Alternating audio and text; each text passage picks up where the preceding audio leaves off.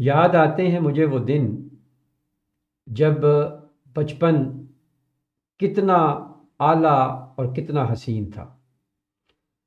معصومیت بھرے پرانے دور میں الماریوں میں اخبارات بھی انگریزی کے بچھائے جاتے تھے کہ ان میں مقدس کتابوں کے حوالے نہیں ہوتے۔ چھوٹی سے چھوٹی کوتاہی پر بھی کوئی نہ کوئی سنا یا انسنا خوف آڑے آ جاتا۔ زمین پر نمک یا مرچیں گرتی تو ہوش و حواس اڑ جاتے کہ قیامت والا دن آنکھوں سے اٹھانی پڑے گی۔ گداگروں کو پورا محلہ جانتا تھا اور گھروں میں ان کے لیے خصوصی طور پر کھلے پیسے رکھے جاتے تھے۔ مجھے یاد ہے محلے کا ڈاکٹر ایک ہی سرنج سے ایک دن میں 50 مریضوں کو ٹیکے لگا جاتا، لیکن مجال ہے کسی کو کوئی انفیکشن ہو جائے۔ یرکان یا شدید سر درد کی صورت میں مولوی صاحب ماتھے پر ہاتھ رکھ کر دم کرتے اور آدمی ٹھیک ٹھاک بھلے چنگے ہو جایا کرتے تھے۔ گھروں میں خط آتے تو جو لوگ پڑھنا نہیں جانتے تھے وہ ڈاکیے سے ہی خط پڑھوا لیتے۔ ڈاکیہ تو گویا گھر کا ایک فرد شمار ہوتا تھا، خط لکھ بھی دیتا، پڑھ بھی دیتا، اور لسی پانی پی کر سائیکل پر یہ جا وہ جا۔ امتحانات کا نتیجہ آنا ہوتا تو نصر من اللہ و فتح قریب پڑھ پڑھ کر گھر سے نکلا کرتے تھے اور خوشی خوشی سے پاس ہو کر واپس آیا کرتے تھے۔ یہ وہ دور تھا جب لوگ کسی کی بات سمجھ کر اوکے نہیں بلکہ کہتے ٹھیک ہے۔ موت والے گھر میں سب محلے دار سچے دل سے رویا کرتے تھے اور خوشی والے گھر میں حقیقی طور پر کہکے لگاتے تھے۔ ہر ہمسایہ اپنے گھر سے سالن کی ایک پلیٹ ساتھ والوں کو ضرور بھیجتا اور وہاں سے بھی پلیٹ خالی نہیں آتی تھی۔ میٹھے کی صرف 3 ہی قسمیں تھیں: حلوہ، زردہ اور کھیر۔ آئس کریم دکانوں سے نہیں، لکڑی کی بنی ریڑھیوں سے ملتی تھی، اور وہ ریڑھیاں جو میوزک نہیں بجاتی تھی۔ گلی گلی میں سائیکل کے مکینک موجود تھے، جہاں کوئی نہ کوئی محلے دار قمیض کا کونا منہ میں دبائے پمپ سے سائیکل میں ہوا بھرتا ہوا نظر آتا۔ نیاز بڑھتی تو سب سے پہلا حق بچوں کا ہوا کرتا۔ دودھ کے پیکٹ اور دکانیں تو بہت بعد کی باتیں ہیں، پہلے تو لوگ بہانے سے دودھ لینے جایا کرتے، گفتگو ہی گفتگو ہوتی، باتیں ہی باتیں ہوتی، وقت ہی وقت۔ گلیوں میں چارپائیاں بچھی ہوتی تھیں، محلے کے بابے حقہ پیتے اور پرانے بزرگوں کے واقعات بیان کرتے، اور جن گھروں میں اکا دکا خال خال جن گھروں میں ٹی وی آ چکا تھا انہوں نے اپنے دروازے محلے کے بچوں کے لیے ہمیشہ کھلے رکھے ہوتے۔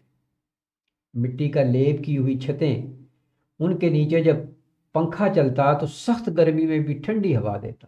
فریج کے بغیر بھی مٹکے اور سرائیوں کا پانی ٹھنڈا ہوا کرتا تھا۔ لیکن پھر اچانک یہ سب کچھ بدلنے لگ گیا۔ ہم قدیم سے جدید ہونا شروع ہو گئے۔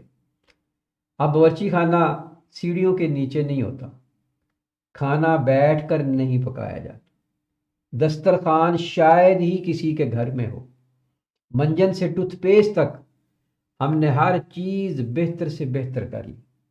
لیکن پتہ نہیں کیوں اس قدر سہولتوں کے باوجود ہمیں گھر میں ایک ایسا ڈبہ ضرور ملتا ہے جس میں ڈپریشن، سر درد، بلڈ پریشر، نیند اور وائٹامنس کی گولیاں ہر وقت موجود ہوتی۔ ناظرین، یہ ایک ایسا وقت ہے کہ جس میں نفسا نفسی کی کیفیات ہے۔ ہمیں اپنے ہمسائے کی خبر نہیں ہے، وہ دوست جن کے بغیر زندگی محال ہوتی تھی، آج ان سے ملے، ان سے ملاقات کیے ہوئے ہفتوں گزر جاتے ہیں۔ وہ رشتہ دار جو اتنی محبت سے آتے تو ہم انہیں جانے نہیں دیا کرتے تھے، آج ایسا کوئی رشتہ دار ہمیں اپنے خاندان میں نظر نہیں آتا۔ اگر کسی کے ہاں تھوڑی بہت محبت موجود ہوتی ہے تو وہ اس خوف کے ساتھ نہیں جاتا کہ جانے والا کس طرح سے ہمارے ساتھ رویہ اختیار کرے گا۔ یہ ساری کی ساری چیزیں جذبوں کے لیے موت ثابت ہوئی ہیں۔ آج ہمارے پاس سگی اولاد کے لیے وقت نہیں ہے، اور سگی اولاد کو ہمارا حال تک پوچھنے کا ٹائم نہیں ہے۔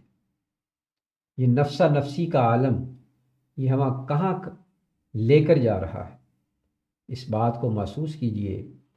آج بھی وہ جذبے زندہ ہو سکتے ہیں، آج بھی ان حقیقی محبتوں کی طرف لوٹا جا سکتا ہے۔